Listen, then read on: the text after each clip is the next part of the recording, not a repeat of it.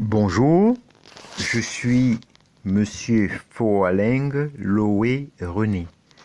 Aujourd'hui, dans le cadre du cours d'économie sur les penseurs libéraux classiques, nous allons voir James McGill Buchanan. Né le 3 octobre 1919 et mort le 9 janvier 2013. C'est un économiste américain qui a reçu le prix de la Banque de Suez en 1986 pour ses développements sur les bases contractuelles et constitutionnelles de la théorie de la prise de décision politique et économique. Connu sous le nom de la théorie des choix publics, qui critique les dysfonctionnements de l'intervention publique et explique les comportements des États à partir des agents qui le constituent. Il fait ainsi suite aux premiers travaux effectués par Amilcare Puviani quelques années auparavant. James Buchanan, la politique sans romantisme. En effet, parmi les économistes qui ont été nobelisés, James Buchanan est probablement l'un des plus singuliers. Né le 3 octobre 1919, Buchanan repudiait l'idée que les économistes devaient être des technocrates qui guideraient l'action gouvernementale. Après la Grande Dépression et la Seconde Guerre mondiale, les sociétés occidentales ont été dominées par des courants de pensée qui favorisent un rôle très important de l'État dans l'économie. Ces courants de pensée conservaient le rôle du politicien et du fonctionnaire comme celui des fins mécaniciens de l'économie et de la société. D'autres diraient des technocrates, terme qui est justement né durant cette époque. De la même façon qu'ils avaient planifié l'économie en temps de guerre, ils allaient pouvoir planifier l'économie en temps de paix.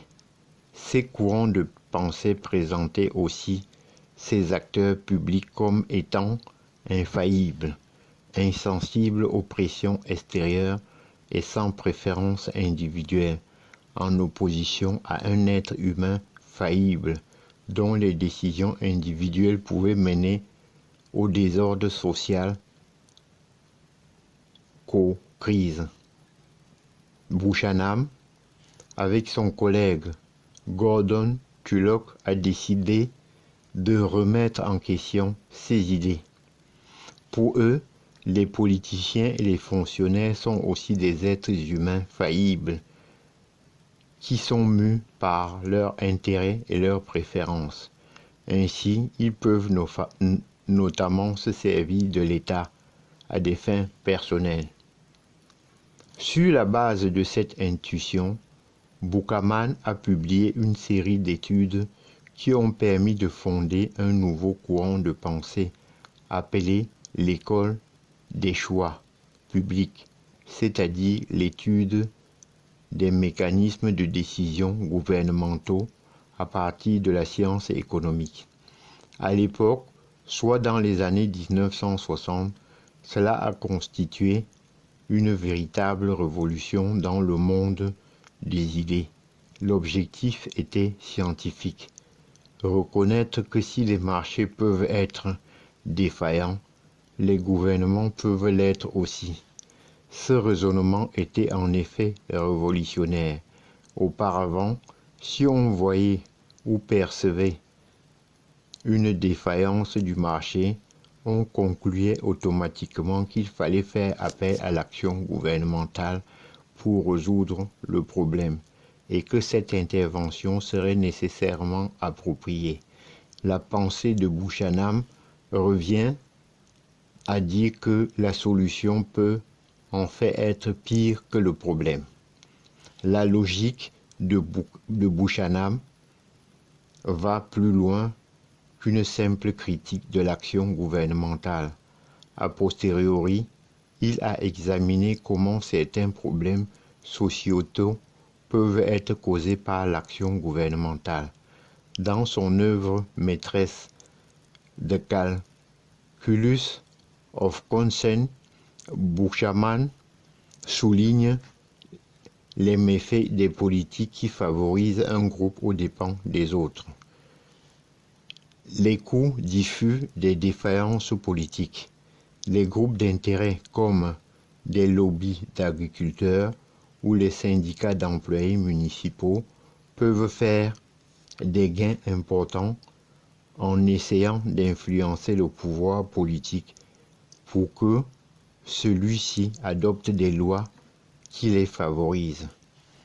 Ce qu'il faut comprendre est ceci, est un point essentiel de Buchanan, c'est que le coût des mesures que les groupes de pression favorisent est payé par l'ensemble des contribuables.